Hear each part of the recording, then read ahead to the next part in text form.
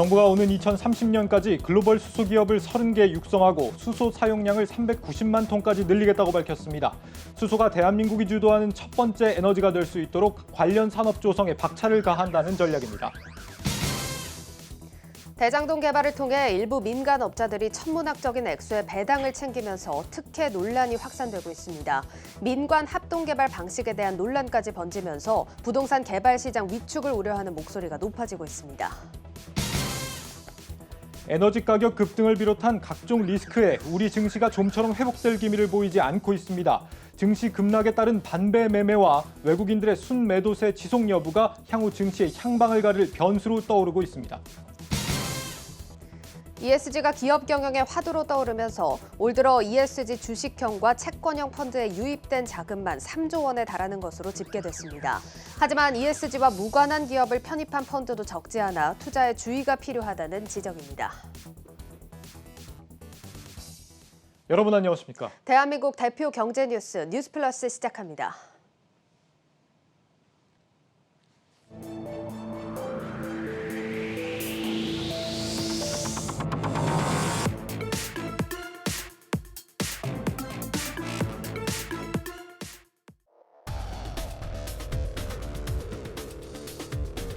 대장동 개발의 핵심인 화천대유, 주식회사 화천대유 자산관리의 지난해 영업이익은 1,479억 원입니다.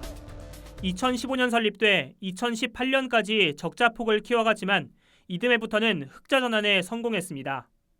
대장동 개발이 성과를 거두며 매출과 이익은 급증했고 지난해 영업이익률은 21%에 달했습니다. 최근 분양한 곳을 포함한다면 화천대유가 거둔 분양 수익만 4천억 원을 웃돌 것으로 추산됩니다. 이번 개발 특혜 논란을 야기한 건 바로 배당금입니다. 대장동 개발을 위한 특수목적법인 성남의뜰 지분 7%를 가진 화천대유와 SK증권을 통한 특전 금전신탁이 거둬들인 배당금은 4천억 원에 달합니다. 이에 반해 개발 주체인 성남도시개발공사는 지분 50%를 가지고도 배당의 3분의 1만 가져갔습니다. 이는 처음 벌어들인 1,830억 원까지만 개발공사가 챙기고 나머지는 민간에 돌아가도록 사업을 구상했기 때문입니다. 화천대유가 직접 시행해 거둔 분양 수익과 막대한 배당 수익까지 더한다면 화천대유 관계자들은 약 8천억 원의 이익을 거둔 셈입니다. 이번 사태를 둘러싸고 민관 합동개발에 대한 지적도 나옵니다. 대장동은 민간 사업자와 개발공사가 함께하는 민관 합동개발로 추진됐는데 각종 인허가권을 가진 공공이 사업을 이끈다면 개발 속도는 빨라지고 성공 가능성도 높아질 수밖에 없습니다. 공공은 개발 지역 땅을 강제로 사들일 수 있는 강제 수용권도 갖고 있어 일반적인 개발 사업보다 낮은 금액으로 토지를 확보할 수 있습니다. 실제 대장동 원주민이 받은 토지보상금은 3.3제곱미터당 200만 원대 수준이었지만 개발을 마친 뒤 분양가격은 2,500만 원에 달했습니다. 민간의 자본에 공공의 권한이 더해져 막대한 배당 수익으로 돌아왔다는 지적이 나오는 이유입니다. 한국경제TV 전유성입니다. 전국을 뜨겁게 달구고 있는 대장동 개발 논란, 이 민간 부동산 개발 전반을 위축시키는 게 아니냐 이런 우려감이 커지고 있습니다. 부동산부 전유성 기자 나와 있습니다. 정 기자, 이 대장동 개발의 머리가 누구냐, 이제 사업장에 뭐 특혜는 없었느냐 이런 부분은 이제 현재 수사가 진행 중인 부분이기 때문에 오늘은 이제 다루지 않기로 하고 오늘은 이런 수익 구조가 어떻게 이제 만들어졌는지 어떤 점들이 현재 우리 우려가 되는 산업적인 측면에서 한번 다뤄보도록 하겠습니다. 일단 이제 수익이 좀 상당히 많이 났습니다. 뭐 1조 원이 넘는 수익이 났다는 건데 원래 부동산 개발 사업이라는 게 이렇게 수익이 많이 나는 사업들입니까? 네, 보통 건설업계에서 도시개발 사업이라고 하면은 하이 리스크, 하이 리턴, 그만큼 수익성도 많지만 위험성도 높은 사업으로 평가를 받습니다. 예. 적절한 가격의 땅을 매입을 해서 적정한 시기에 아파트를 짓고 그리고 높은 가격에 분양을 해야지만 높은 수익을 거둘 수 있는 건데 이 과정에서 하나라도 삐걱거리게 된다면 막대한 금융비용을 감당하지 못해서 사업 주체가 도산하는 경우도 적지 않았습니다. 예. 이번 대장동 개발은 일반적인 도시개발보다 사업이 안정적으로 추진될 수 있었다는 점에서 특혜 논란이 불거집니다. 민간 사업자와 공공이 함께 사업을 추진했기 때문인데요. 지자체와 개발공사는 개발 사업 과정에서 각종 인허가권을 갖습니다. 또 공익을 위해서 개발을 하는 것이기 때문에 토지 소유자의 땅을 강제로 사들이는 것도 가능하거든요. 예. 때문에 분양가 상한제를 피할 수 있었고 때문에 더 높은 가격으로 아파트를 팔 수 있었습니다.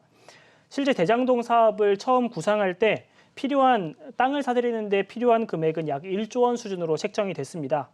하지만 공공이 개발 주체로 참여하면서 강제 수용권을 활용을 했고 원주민에게 돌아갈 토지 보상금은 원래 계획했던 1조 원에서 6,100억 원까지 줄었습니다.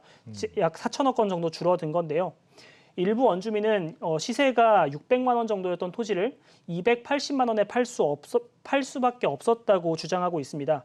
만약 이 같은 주장이 사실이라면 개발에서 가장 많은 비용이 투입되는 토지 구입 비용이 크게 줄어든 셈이고 예. 그 수익이 화천대유와 일부 투자자에게 돌아갔을 가능성이 높습니다.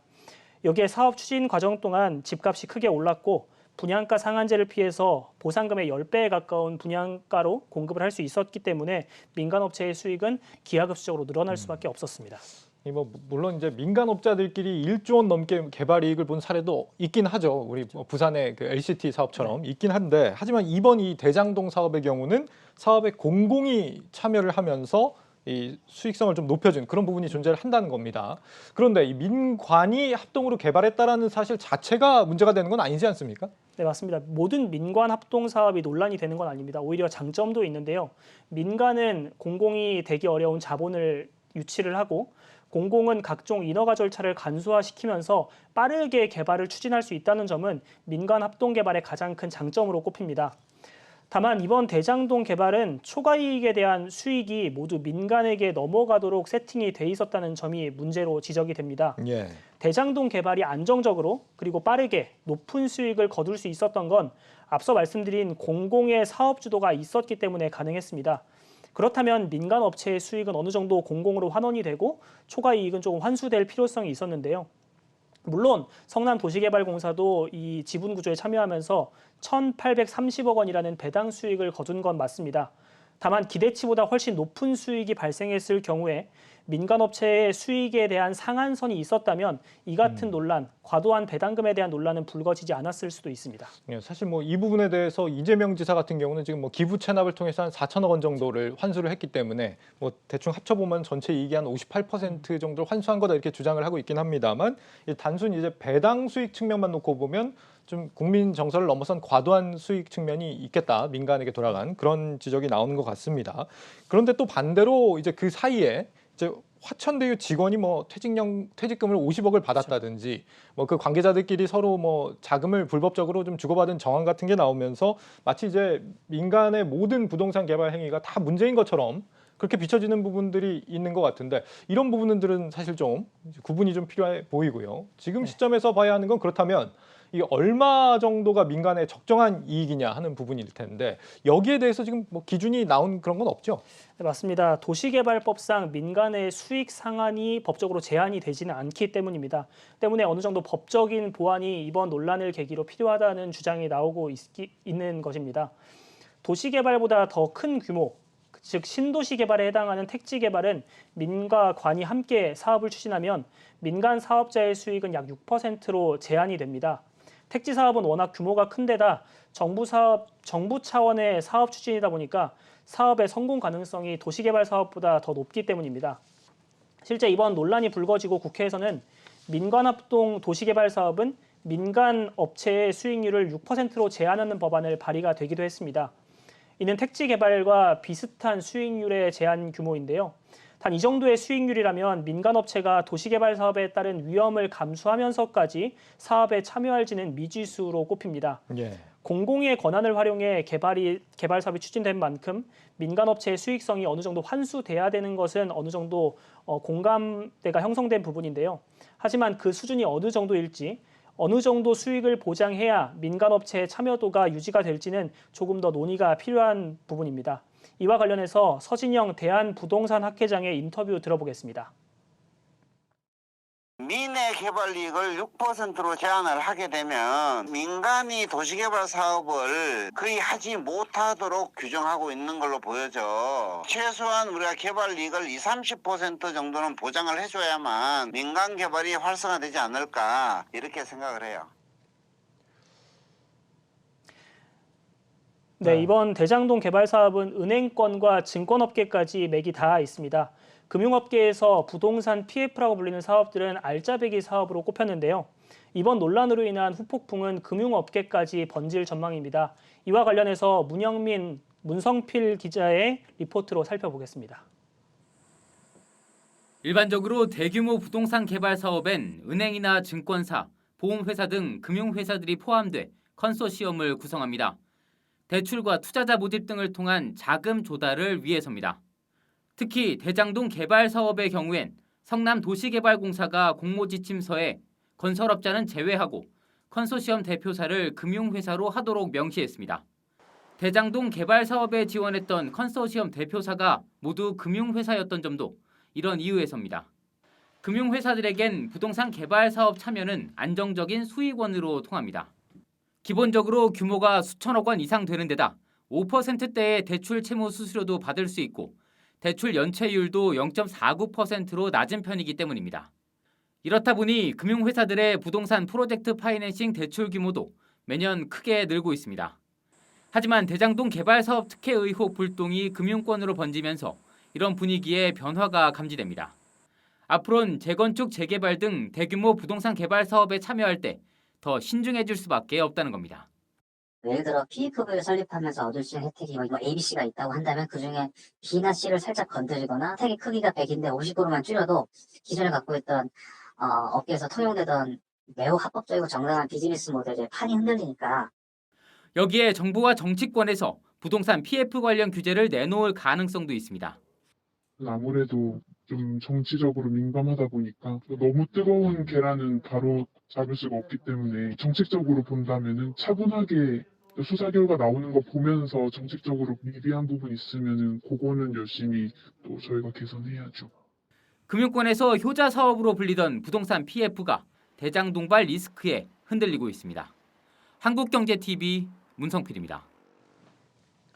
네, 부동산 개발은 양면이 있죠. 당장 지금 서울 집값이 치솟는 것도 공급이 부족하기 때문 아니겠습니까? 개발 이익이라는 면에만 너무 이제 천착한 나머지 업자들의 개발에 대한 의지를 꺾어버리는 일이 있어서는 안 되겠습니다. 전효성 기자와 함께했습니다. 잘 들었습니다.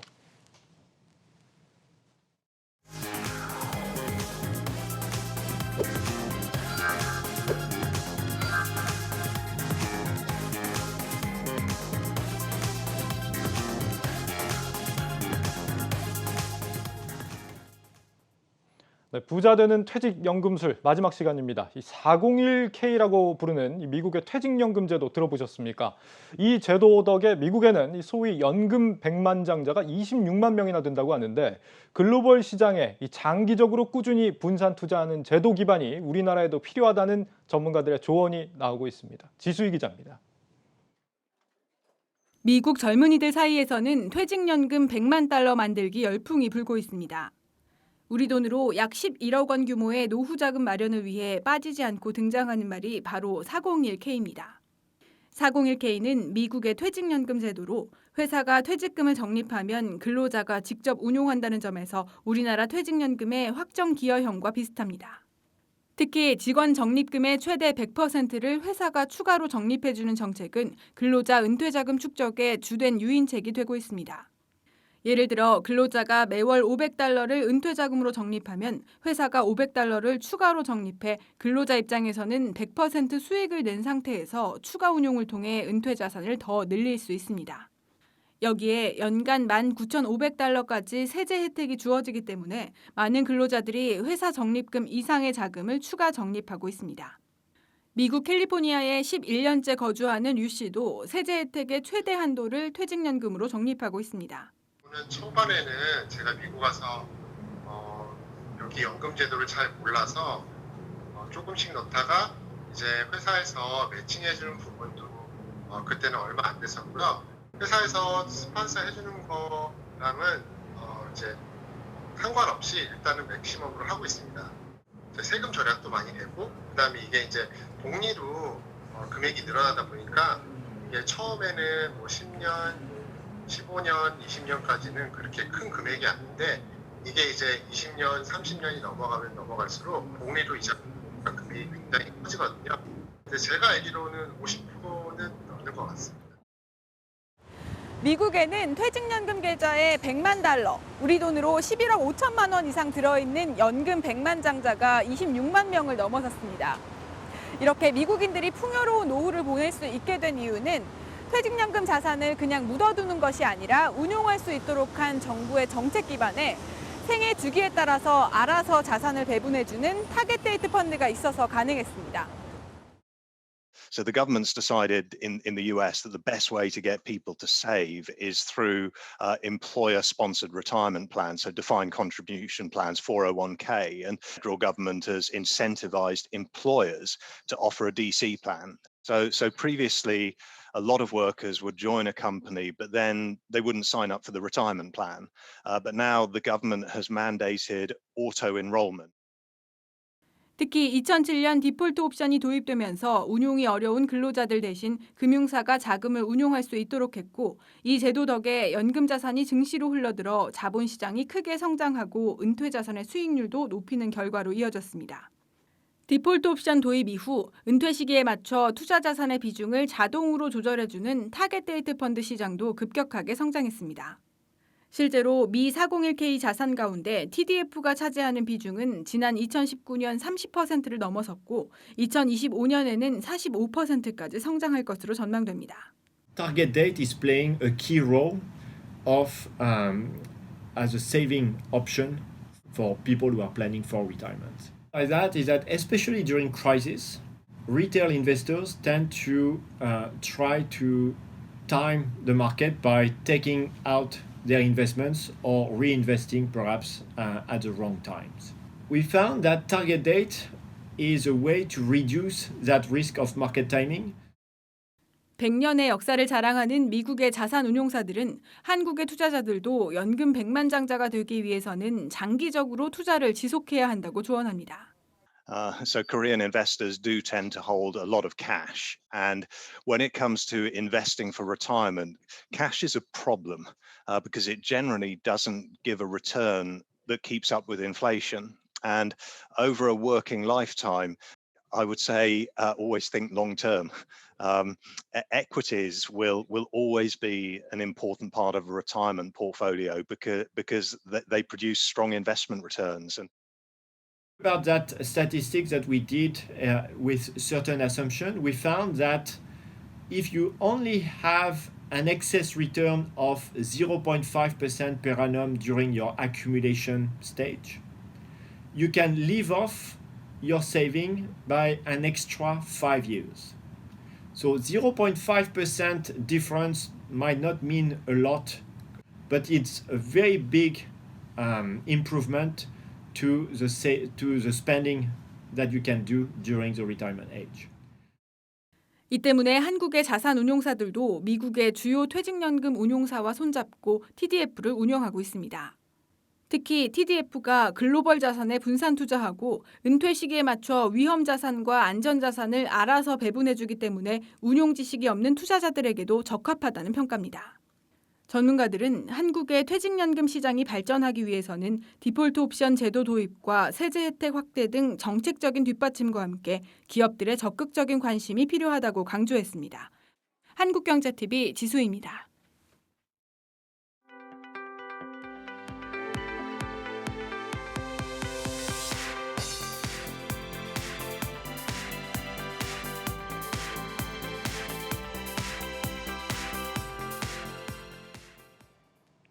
미국과 중국이 연내 화상으로 양자 정상회담을 개최하기로 했습니다. 어제 스위스 고위급 회담에서 이뤄진 합의인데 비록 대면 협상은 아니지만 두 정상 간 첫 회담이 예정되면서 향후 미중 관계는 물론이고 국제 정세에도 중요한 분기점이 될 것으로 보여집니다. 따라서 이번 회담에 어떤 내용들이 거론될지 주목되고 있는데 전문가들은 이번 스위스 회담에서 거론된 주제를 포함해서 조금 더 구체적인 내용들이 논의될 것으로 전망하고 있습니다. 자, 그럼 먼저 스위스 회담의 내용 내용부터 좀 살펴보도록 하겠습니다. 이번 회담의 내용이 상세하게 공개되지는 않았습니다만 양측은 회담 후에 각각 성명을 발표했습니다. 먼저 미국 측에서는 양국 간의 소통 채널이나 고위급 접촉을 계속해서 이어나가겠다는 의견을 밝혔습니다. 거론된 내용에 대해서는 이 미중 관계가 악화할 위험성을 관리하는 방안을 제시했다라고 언급을 했는데 이 부분 추후에 살펴보겠고요. 지역 이슈들, 신장 위구르, 또 홍콩과 남중국해, 대만 등 이런 지역적인 이슈가 있는 부분에 대해서 미국의 우려를 표명했다라고 언급을 했습니다. 중국 측에서도 깊이 있는 의견을 교환했다라고 평가를 하면서 역시나 미중 대결 양상이 전 세계에 피해를 줄 수 있다라는 우려를 표했습니다. 중국 측에서는 사실 이번 회담에서 거론된 내용에 대해서는 말을 아끼는 모습이었는데요. 다만 앞서서 바이든 대통령이 중국을 억제하거나 신냉전에 관여할 의향이 없다고 말한 부분을 다시 한번 짚으면서 이 부분에 큰 의미를 부여한다라는 입장을 냈습니다. 전문가들이 해석하기로는 미국은 현재 산적해 있는 정치적인 문제들을 먼저 해결하고자 하는 의도였다면 중국은 미국에게 정치적 개입 의도는 아니다라는 확답을 먼저 받고 협상에 임하고자 하는 태도라고 해석을 했습니다. 그렇다면 정상회담에서는 어떤 의제들이 다뤄질까요? 외신들이 분석한 예상 주제들 살펴보겠습니다. 첫째는 기후변화, 둘째는 코로나 대응과 경제 협력에 대한 문제, 세 번째로는 북한의 비핵화 문제가 주요하게 거론될 것이라고 봤습니다. 먼저 기후변화와 코로나 대응은 앞서 미국 설리번 보좌관이 언급했던 이 미중 관계 위험을 관리하기 위한 방안으로 제기된 주제들일 것으로 예측을 하고 있는데요. 지금 주제를 언뜻 보셔도 아시겠지만 중국 측에서 수년간 굉장히 반발을 많이 하고 있는 사안들입니다. 이번 스위스 회담에서도 그랬지만 미국 측에서는 신장 위구르 이슈 같은 중국이 민감하게 여기는 주제들을 가감없이 꺼내놨죠. 앞둔 정상회담에서도 마찬가지로 예민한 주제들이 거론될 것으로 보이는데 합의가 쉽지는 않을 거라는 분석들이 우세합니다. 먼저 오늘 로이터 통신에서는 이 고위급 회담과 정상회담 얘기가 나왔다고 해서 양국 관계의 해빙 신호로 해석을 해서는 안 된다고 꼬집었습니다. 현재 미국은 바이든 대통령의 지지율이 흔들리고 있는 상황이고 중국은 전력난이나 경제 제재 등 위기에 봉착을 하면서 이번 회담은 더 이상의 파국을 막기 위한 위험 관리 차원이었다라고 해석을 내놨습니다. 그리고 마지막 포인트로 집은 것이 정상회담 이전에 이 중국은 미국 무역대표부와의 회담이 남아있는데요. 이때 미국의 정확한 스탠스를 확인할 수 있을 거다라고 전망을 했습니다. 다만 이 부분에 대해서는 우호적으로 보는 시각도 있는데요. 이 미국 정치 전문 매체 악시오스 보도에 따르면 이 정상회담 주제가 될 가능성이 높은 미국의 대중 무역 정책과 대북 정책에 대해서는 내부 의견이 현재 많다고 알려졌습니다. 먼저 무역 관세에 대해서는 이전에는 강경한 정책을 고수하는 의견들이 많았더라면 최근에는 대중 관세가 미국의 이익도 해치고 있다라는 분석들이 백악관 내부에서도 제기가 되고 있습니다. 대북 정책도 마찬가지의 스탠스인데요. 그간 북한을 압박하려면 중국이 꼭 필요하다라는 입장이었는데 최근에는 오히려 북한 내에서 중국의 영향력과 지배력을 줄여야 한다는 의견이 나오고 있는 것으로 알려졌습니다. 악시오스에서는 이 두 이슈를 제외한 나머지 문제에서 현재 갈등이 굉장히 첨예한 상황이기 때문에 오히려 관세와 대북 카드를 서로 양측이 교환하면서 이 두 부분에서는 긍정적인 합의 가능성이 있다고 봤습니다. 현재 미국과 중국 정책을 내놓고 있긴 하지만 그 후에 정확한 노선에 대해서는 모호한 입장을 취하고 있습니다. 전문가들은 이번 정상회담이 내년 국제 정세 분위기를 주도할 것으로 전망하고 있는데요. 특히 관세와 대북 정책은 우리 시장에서도 굉장히 중요한 키워드입니다. 합의 가능한 부분으로 거론이 되고 있는 만큼 자세한 일정 추후에 체크를 해보셔야겠습니다. 앵커 브리핑이었습니다. 네, 이어서 소식 전해드리겠습니다. 미국 부채 한도 협상과 인플레이션 우려 같은 증시 불확실성이 일부 완화되면서 오늘 우리 증시는 반등하는 모습을 보였습니다. 다만 전문가들은 당분간 증시 변동성이 커질 수 있다며 안정세를 낙관하는 건 이르다고 조언합니다. 박혜린 기자가 보도합니다. 전일 연저점을 찍은 후 오늘은 1.7%대 반등에 성공한 코스피. 코스닥 지수도 3%대 상승하며 950선 위에 안착했습니다. 미국의 부채 한도 불확실성 완화와 인플레이션 부담이 줄며 반등에 성공한 겁니다. 조 바이든 미국 대통령과 시진핑 중국 국가주석이 정상회담을 개최하기로 합의했다는 점도 미중 무역 갈등 제기에 대한 우려를 일정 부분 불식시킨 것으로 풀이됩니다. 다만 전문가들은 증시가 다시 안정세를 찾았다고 판단하는 건 이르다고 조언합니다. 단기간 낙폭이 과도한 데 따른 반등이 나타난 것일 뿐 상승 추세로 전환했다고 판단하는 건 섣부르단 시각입니다. 그렇게 안정적인 되돌림은 아직은 아니다라고 보고 있습니다. 그 하락 추세 과정에서 단기간에 가파르게 빠졌기 때문에 잠깐 되돌아왔다가 다시 하락하는 과정에 있으니까 반등을 이용해서 유동성을 좀 확보하고 포트폴리오를 조금 보수적으로 개편하는 그런 기회로 삼는 게 낫다. 증시가 다시 급락할 경우 신용 반대매매 물량 출회로 인한 주가 변동성 확대에도 유의할 필요가 있다는 지적이 나옵니다. 실제로 지난달 27일부터 이달 5일까지 위탁매매 미수금 대비 반대매매 금액은 전달과 비교하면 약 2배가량 늘어난 겁니다. 한 달 새 30원 넘게 급등해 1,200원을 목전에 두고 있는 환율도 우려 요인입니다. 현재 여건들이 단기간에 이렇게 호전되기는 쉽지 않아서 1,200원을 넘나들 가능성은 조금 커졌다고 보고 있습니다. 부정적인 경제 환경에 대한 인식이라면 환율도 조금 더 상승할 수 있고 이 인플레이션 환경이 미국 통화 정책의 매파적인 변화에 영향을 줄 수 있기 때문에 달러화를 사게 되는 방향으로 작동을 하는 거고 주식시장에도 부담을 줄 수밖에 없는 상황인 거죠. 달러 강세가 지속될 경우 위험 자산에 대한 투자 심리가 악화되며 외국인 투자자들의 자금 이탈이 가속화될 수 있기 때문입니다. 실제로 외국인 투자자들은 오늘도 유가증권 시장에서 자금을 빼는 등 매도세가 진정되지 않는 모습입니다. 4거래일간 유가증권 시장에서만 약 1조 3천억 원어치 주식을 매도한 겁니다. 한편 일각에선 국내 증시가 바닥을 다지고 있는 구간이란 긍정적인 전망도 나옵니다.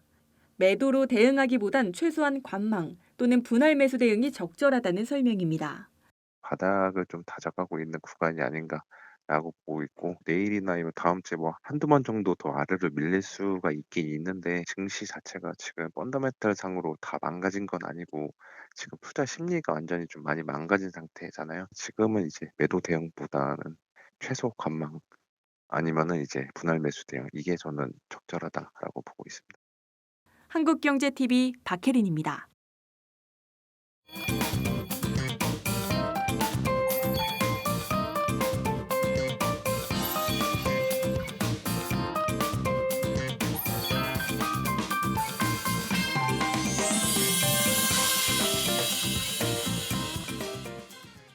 경제에 대한 이해와 이 투자 실무까지 깊이 있고 다양한 경험을 두루 갖춘 전문가를 모셨습니다. 홍춘욱 이코노미스트 나와 있습니다. 박사님 어서 오십시오. 네, 안녕하세요. 반갑습니다. 네, 안녕하세요.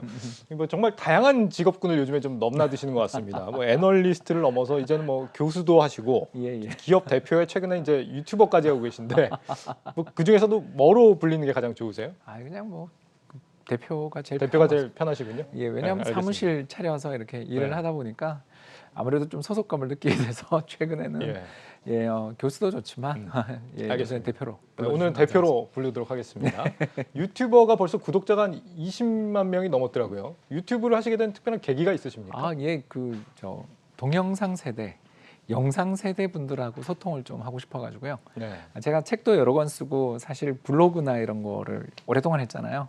나름 파워 블로거인데 대화가 잘 안 될 때가 특히 밀레니얼 세대나 Gen G라고 부르는 이제 Z세대 분들하고 대화와 소통을 하는 데 있어서 어려움을 겪고 또 집에서도 아들들하고도 잘 안 되고 이럴 때 그 영상 찍는 게 상당히 좀 도움이 되고 또 이렇게 영상을 찍으면 존댓말을 좀 써야 되고 구어를 쓰게 되고 풀어서 설명하다 보니까 글도 좀 쉽게 쓸 수 있는 면도 있고 그래서 유튜브를 하게 됐는데 이제 한 3년 지나서 이렇게 그래도 구독자 20만까지 오게 되니까 하길 잘했다 생각 듭니다. 굉장히 좀 변화한 시대에 아직도 노력을 많이 하고 계시다 이런 생각이 드네요. 재미를 찾아서. 알겠습니다.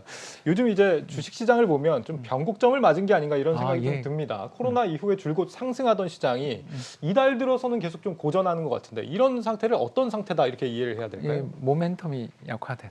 모멘텀이 약화됐다. 우리나라 주식시장의 두 가지 특성 중에 하나죠. 첫 번째 특성은 뭐냐면 죄송합니다만 수급이 되게 크게 격렬하게 스윙하는 나라고요. 이렇게 수급이 크게 격렬하게 움직이는 이유는 뭐냐면 장기 투자자 기반이 적고 장기 투자자 기반이 적은 이유는 배당이 적기 때문이죠. 그렇기 때문에 우리나라는 기업이 실적이 좋아지는 게 우리랑 무슨 상관인가에 대한 생각들을 많이 하시는 투자자가 많고 방향성이 중요해요. 그러니까 경제가 좋아지냐 나빠지냐만 보세요. 그걸 가장 잘 보여주는 게 바로 수출입니다. 그래서 우리나라 주가 지수의 상승률과 그리고 주가 상승률을 비교하면 놀랍게도 똑같아요. 근데 수출이 어떠냐? 이 그림에 나와 있는 바와 같이 예. 지난 5월을 고비로 수출이 꺾이고 있거든요. 물론 절대 금액은 늘어나는데 상승률은 그때 46%가 9월달 16%로 둔화됐잖아요. 그러면 저렇게 파란 선, 저 수출이 저렇게 둔화되는 시기가 주가의 상승 탄력 둔화 시기와 겹쳐지는 게 이게 우리나라의 특성입니다. 결국 우리나라 주식시장에 대해서 어떻게 이야기하냐 하면 펀더멘탈은 좋은데 모멘텀은 약하다. 모멘텀이라는 게 어떤 기세잖아요. 네네. 기세가 좀 약해지고 있는 시장에선 아무래도 여러 주식이 다 갈 수는 없어요. 네. 결국 그럴 때 시장의 참가자들 사이에서 이제 고민이 우리 작년부터 지금까지 시장을 주도해왔던 반도체, 배터리에 인터넷에 게임 같은 이런 어마어마하게 우리나라에 좋은 기업들이 많은데 이거 다 좋아? 이거 정말 계속 갈까? 이 이제 확신이 게임부터 최근에 인터넷까지 흔들리기 시작하면서부터 주도주도 약해진 거죠. 이러니까 시장이 모멘텀이 약한 시장이 되는 거죠. 한국 증시 같은 경우는 이런 수출 모멘텀을 이유로 드실 수 있을 것 같은데 미국 증시도 요즘에 좀 흔들리고 있지 않습니까? 이런 부분은 그럼 어떻게 해석을 해요? 역시 금리죠. 금리요. 예. 성장주는 금리 상승 구간에 굉장히 취약한데 최근 미국 주식시장에서 지난 1년간 상승률 1위 업종이 어디냐면 에너지예요. 예. 근데 우리는 다 표현이 좀 그렇습니다만 메가 이런 전부 정보통신 주식들만 쳐다봤잖아요. 예. 그런데 지난 6개월, 9개월 동안에 주식시장의 상승률 1위 업종이 어디냐면 에너지고 2위가 어디냐면 리츠예요. 이게 무슨 말이냐면 작년에 정말 고생하던 구경제 산업들이 은근히 주가 계속 올라오고 있는 중이고 반대로 그렇게 잘 나가고 끝없이 오를 것 같았던 페이스북도 최근에 이슈가 있었고 또 테슬라 같은 경우는 증자 이후에 조금 힘들고 이런 식으로 주도주들이 좀 약해지고 있는 가운데 금리가 상승하니까 자연스럽게 시장 내에서 최근에 패턴을 보시면 알겠지만 나스닥 지수는 상승 탄력이 약하고 다우나 S&P는 덜 빠지거나 오르는 이런 양극화의 장세들이 펼쳐지는 걸 보면 역시 미국에서도 주도주들의 변화 움직임들이 나타나는 걸 우리는 수출의 모멘텀 역할이라는 핑계로 한국 증시가 어떻게 보면 서하고 있다. 이렇게 볼 수가 있는 것 같습니다. 알겠습니다. 요즘 들어서 시장에서 가장 많이 등장하는 용어가 스태그플레이션이라는 용어입니다. 이게 경기는 침체됐는데 물가만 오르는 이런 현상을 우려하는 목소리들이 좀 커지는 것 같은데 지금 세계 경제가 스태그플레이션으로 간다 이런 주장에 대해서 동의하십니까? 어떻습니까? 아니요, 전혀 동의할 수 없습니다. 죄송한 표현입니다만 말도 안 되는 소리다. 예, 어째서 그런 겁니까? 왜 그렇습니까? 하면 이번에 7월 28일 날 국제통화기금 IMF에서 발간한 수정 전망, 경제 전망 보고서들을 살펴보면 미국 올해 성장률 그 추정치가 7%, 내년이 4.9%입니다. 그리고 세계 경제 성장률 전망치는 올해 6%, 역시 내년 4.9% 정도 전망하고 있습니다. 뭘 뜻하냐? 이 그림에 잘 나와 있네요. 한마디로 말해서 세계 경제가 과속 성장 중이다. 그러니까 작년에 세계 경제 성장률이 일시적으로 마이너스 한 3% 갔었지만 올해 6%에 내년 거의 5% 성장을 하면 경제가 가지고 있는 생산 캐파가 남아돌기는커녕 풀 가동해도 감당이 안 되는 상황인데 안타깝게도 우리가 위드 코로나가 진행 중이긴 하지만 아직 옛날처럼 풀 가동 못 하잖아요. 이게 결국 경제가 어떤 상황이냐면 경제가 급격한 충격에서 회복되는 과정이 생각보다 너무 빠른 거예요. 경제 성장률의 탄력들이 너무 빨라지면서 공급망에 있어서의 어떤 버틀넥 효과, 이제 우리 이렇게 갑작스러운 수요의 증가에 대해서 기업들이 대응하지 못하면 가격 인상이잖아요. 그런 일들이 벌어지는 게 첫 번째 있고 또 최근에 석탄 수급난 이런 여러 가지 일들이 벌어지는 걸 보면 결국 지금 현재 경제 상황은 뭐냐면 아주 작년에 나빴다가 너무 단시간에 경기가 좋아진 데 따른 경기 과열장이다. 오히려 침체를 걱정할 때가 아니다 이런 판단이시군요. 그러니까 연준이 금리 인상하겠다고 점도표를 바꾸는 거죠. 즉 성장률이 너무 잘 나오고 생각보다 너무 잘 나오는 상황에서 굳이 우리가 금리 인상의 시기를 먼 미래로 미루는 건 자산 시장의 버블 리스크를 높이는 거 아니냐라는 강경파들의 목소리들이 높아지는 매파의 목소리가 높아지는 시장이라고 볼 수 있겠습니다. 그렇군요. 평소에 이제 우리 대표님께서 달러 투자를 일부라도 좀 하는 게 좋다 이런 주장들을 많이 해주셨는데 그 사이에 좀 환율이 많이 올랐습니다. 예, 성공했습니다. 지금 시점에서도 달러 매수, 해외 주식 투자 유효하다고 보십니까? 아니, 저는 요새 팔고 있습니다. 팔고 계십니까? 예, 어제 1,190원 갔을 거예요. 오늘도 아마 1,190원대고. 오를 땐 잘 오르는데 빠질 땐 천천히 빠지더라고요. 우리가 달러 자산에 대한 투자를 하는 가장 큰 이유가 뭐냐면 경제에 무슨 이유는 몰라도 됩니다. 아무튼 주식시장이 크게 출렁거리고 시장의 변동성들이 커지며 안타깝게도 수급이 좀 꼬이는 그런 시기 때마다 우리는 환율이 급등해요. 그리고 그 환율이 급등할 때 달러 자산을 들고 있으면 환차익이 날 뿐만 아니라 지금 시장 조정을 봐도 우리 시장은 벌써 고점에서 지금 거의 한 15% 조정까지도 봤는데 미국은 조정폭이 거의 크지 않아요. 결국 글로벌 달러 자산이 좀 투자를 하고 있다가 환율이 급등하고 금융시장에서 좀 패닉, 방금 아까 한지영 애널리스트 이야기했지만 심리적인 어떤 충격들이 그런 커지면서 금융시장이 저렇게 파란 선이 갑자기 확 꺾이는 그런 시기가 됐을 때는 보유하던 달러를 좀 팔아서 저가 매수해 나가는 게 좋지 않냐. 물론 언제가 바닥인지는 아무도 모릅니다. 그러나 우리는 이미 환차익을 보고 투자한 돈이니까 제가 올해 예를 들어서 1,070원에 투자했는데 지금 예를 들어 1,200원이다 그러면 130원 벌었잖아요. 13%예요. 이 정도 성과를 거두고 또 미국 주식이라고 안 오른 거 아니니까 이런 양쪽에서 발생한 차익을 가지고 시장에다가 저울질을 하는 거죠. 그래서 지금은 달러가 비싼 쪽이고 원화는 약세 쪽이니까 비싼 걸 팔아서 가격이 하락한 걸 사는.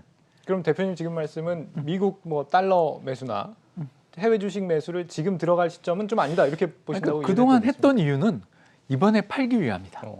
그러니까 지금은 반대의 상황으로 지금은 가야 달러에 대한 적극적 매수보다는 우리 시장이 지금 보니까 PER이 또 10배 미만으로 가고 있고 PBR 같은 경우도 1.1배까지 시장이 오버슈팅을 했었다가 적정 레벨로 밸류에이션 매력이 부각되고 있는 시점이고 그리고 금융시장이 아까 제가 잠깐 말씀드린 것처럼 수출이 플러스를 기록하고 세계 경제 성장률 6%인데 한국 증시가 붕괴된 걸 과거에 한 번도 본 적이 없잖아요. 이게 뭘 뜻하냐? 지금은 심리적으로 좀 고통을 받고 있고 주도주들이 하나씩 문제가 생기면서 시장의 참가자들이 좀 불안해한 것이 갑자기 터진 것이지 경기가 나빠지고 더 나가서 시장이 붕괴로 가는 악순환의 초입이다라고 보기에는 펀더멘탈상 너무 좋을 때는 이럴 때 달러 사놨던 걸 갖고 좀 리밸런싱 저희들이 이제 물타기를 한다고 하는 건데 저가 매수라는 좋은 표현을 쓰겠습니다. 지금의 기회가 오히려 왔다 이렇게 볼 수도 그렇습니다. 있겠습니다. 부동산 문제도 좀 짚어보지 않을 수가 없을 것 같은데. 네, 제일 많이 질문이 옵니다.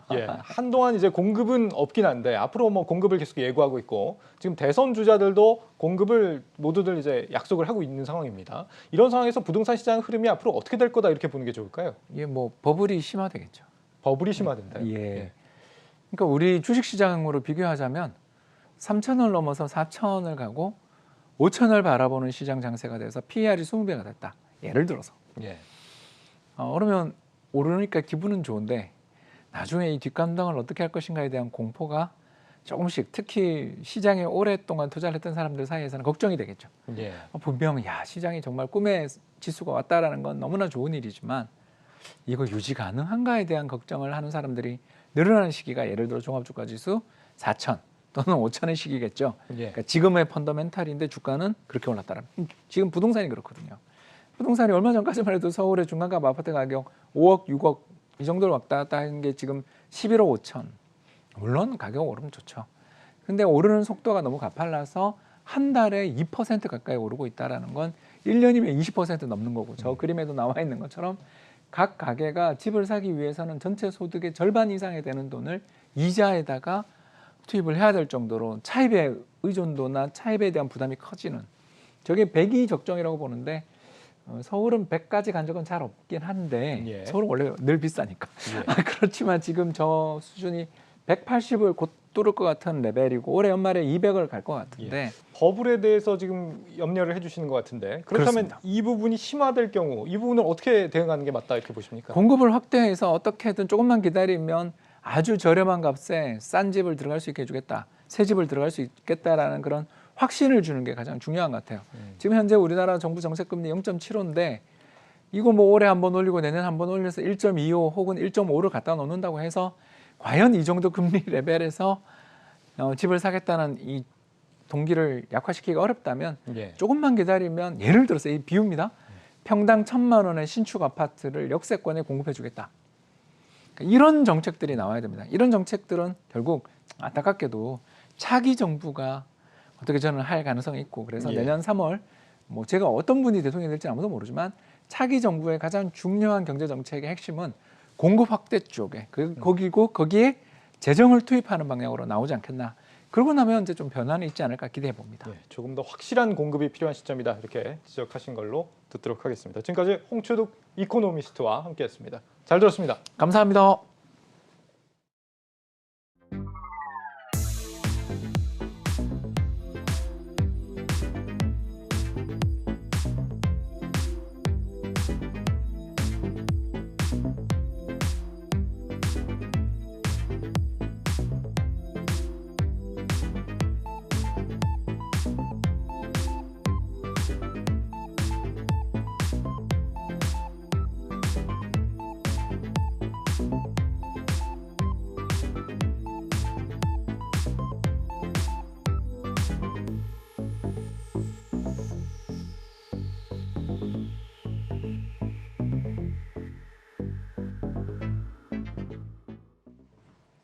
문재인 대통령이 수소경제 핵심 거점 인천에서 기업인들과 함께 수소 선도국가 비전을 논의했습니다.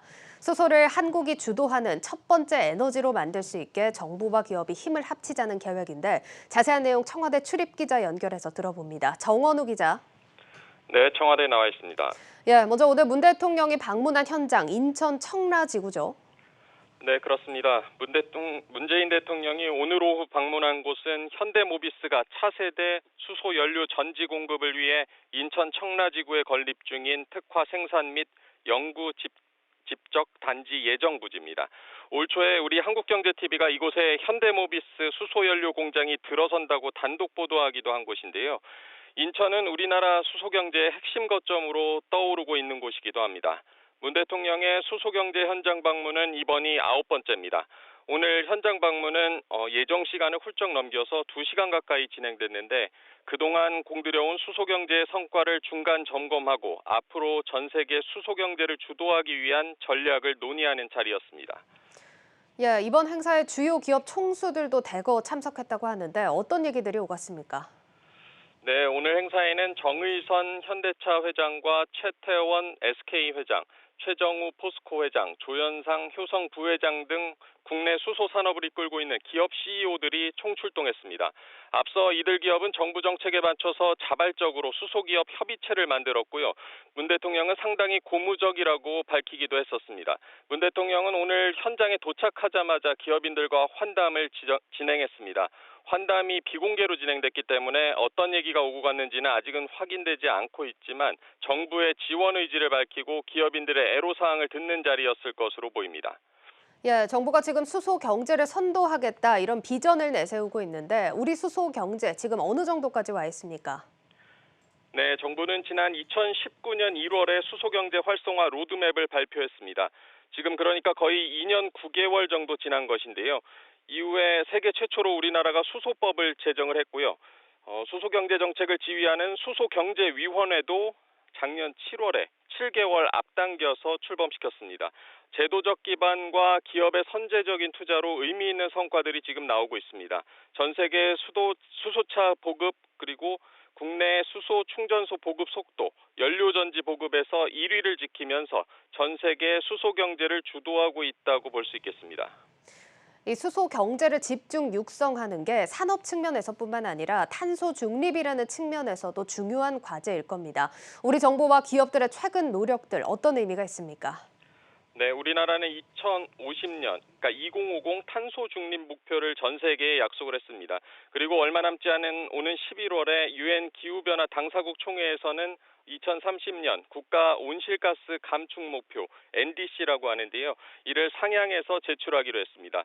탄소 중립은 우리 기업 그리고 나아가서 국가 경제 전체의 생존과도 직결되어 있는 문제이고 수소 경제가 탄소 중립의 핵심이라고 할 수 있습니다. 또 같은 수소라고 하더라도 화석연료 기반의 그레이 수소를 청정 수소인 블루 수소로 전환하는 등의 노력도 필요한데요. 문 대통령은 어제였죠. 전날 세계 철강협회가 주최한 하이스 포럼에서 2050년까지 그레이 수소를 블루 수소와 그린 수소로 100% 전환하겠다고 밝힌 바 있습니다. 특히 앞으로는 저탄소가 아니면 더 이상 우리가 생산한 제품들이 국경을 넘지 못할 가능성이 높아지고 있기 때문에 저탄소 경제로의 전환과 동시에 새로운 산업도 키우는 위기를 기회로 바꾸겠다는 전략의 중심에 수소 경제가 있다고 할 수 있겠습니다. 지금까지 청와대에서 전해드렸습니다. 이런 흐름에 발맞춰 현대차와 SK, 포스코 같은 주요 기업들은 벌써부터 수소 분야의 대규모 투자에 나선 상황입니다. 하지만 수소 저장과 운송 그리고 발전 인프라 조성에 있어서는 아직도 미흡하다는 평가들이 나오는데 정부가 육성에 나서야 한다는 지적이 나옵니다. 이어서 임원식 기자입니다.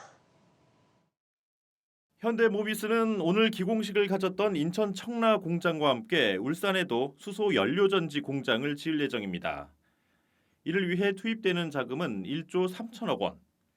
오는 2023년 하반기부터 전지 양산에 들어가 2년 뒤 연간 10만 기 생산 체제를 완성하겠다는 계획입니다. 이처럼 수소 산업 육성을 위한 국내 기업들의 대규모 투자는 이미 시작됐습니다. 국내 기업들 가운데 수소 사업에 가장 앞장서고 있는 현대차의 경우 오는 2030년까지 수소 전기차 생산량을 30만 대로 늘리겠다며 수소 연료 전지 생산과 수소차 설비 투자, 충전소 설치 등에 11조 원 이상을 쓰기로 했습니다. SK는 오는 2025년 28만 톤 규모의 수소를 생산하겠다는 목표 아래 18조 5천억 원을 투입해 세계 최대 규모의 액화수소 공장을 지을 계획입니다. 포스코는 기존의 석탄 대신 수소를 활용해 탄소 배출 없이 철강을 생산하는 환원 제철 기술에 효성과 한화 또한 수소 생산과 수소 발전을 위한 대규모 투자에 동참한 상태입니다.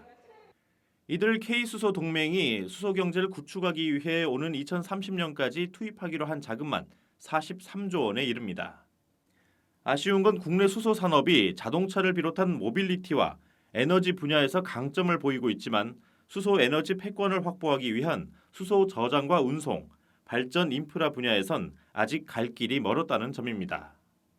만여 대가 넘는 수소 전기차 판매에도 불구하고 국내 수소차 충전소는 고작 72기에 불과하다는 점이 대표적인 사례입니다. 이웃 일본만 해도 130기가 넘습니다. 네, 수소가 미래 에너지 패권의 가장 중요한 요소이기 때문에 기업들이 막대한 투자를 하고 있습니다. 이에 반해서 저장이나 운송이나 어떤 충전소 이런 인프라 같은 게 미흡하기 때문에 범국가적 지원이 반드시 필요하다는 생각이 듭니다. 단순히 미래 먹거리나 에너지원 가운데 하나로 여기고 기업들에만 맡길 게 아니라 국가적 차원에서 수소 생태계 조성에 보다 적극적인 역할이 필요하다는 의미입니다. 한국경제TV 임원식입니다.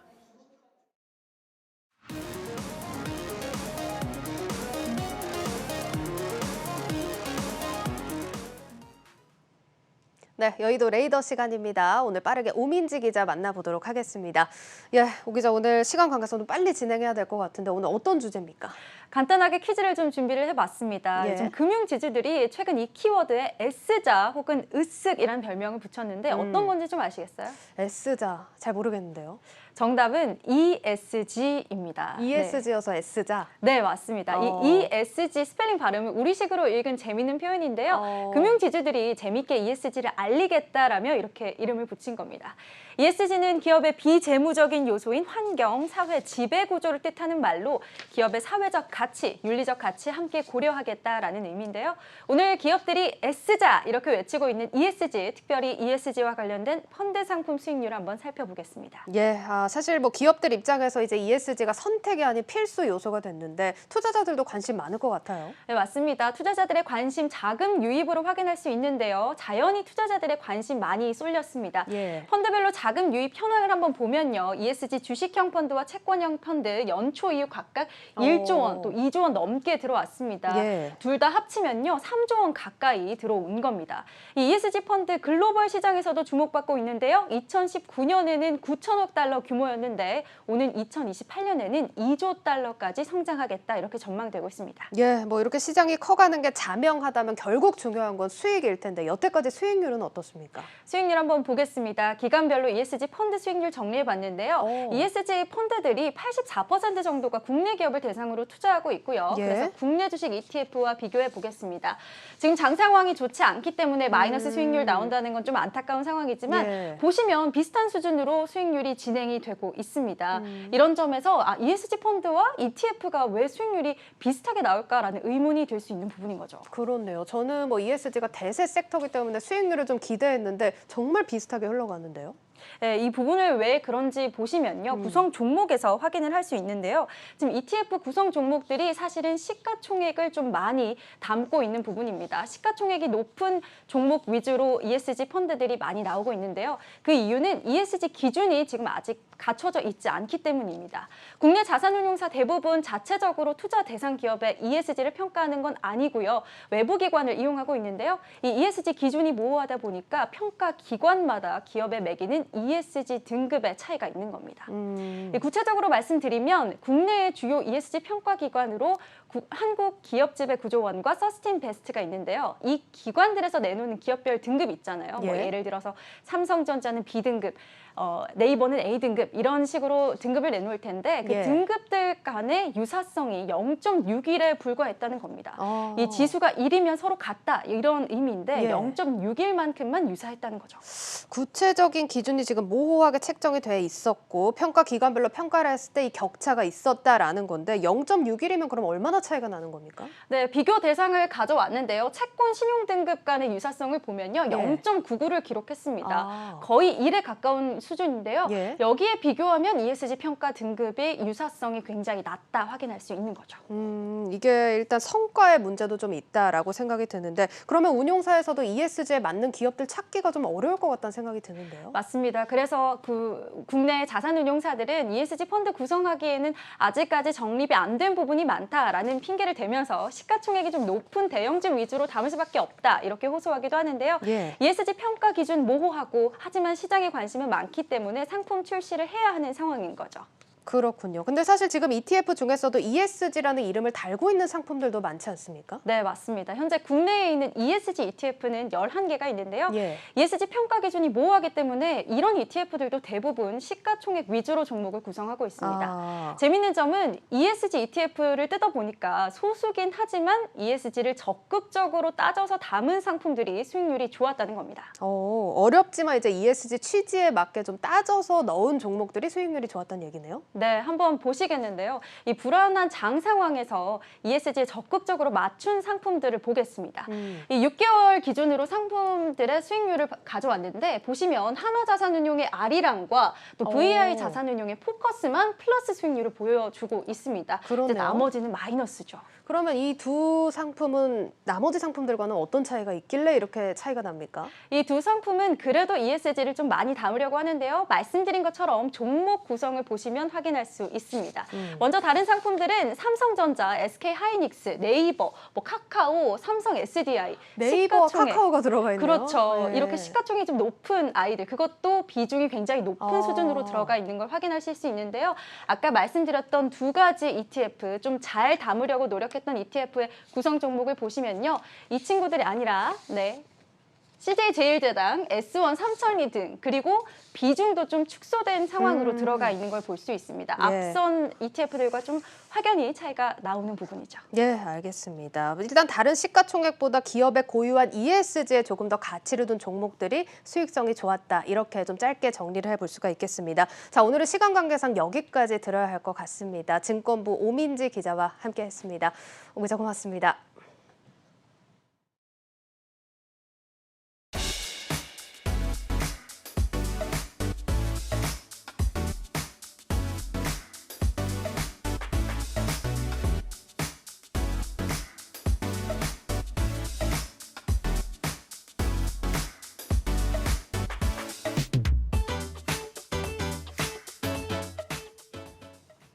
뉴스 플러스를 마치겠습니다. 여러분 고맙습니다.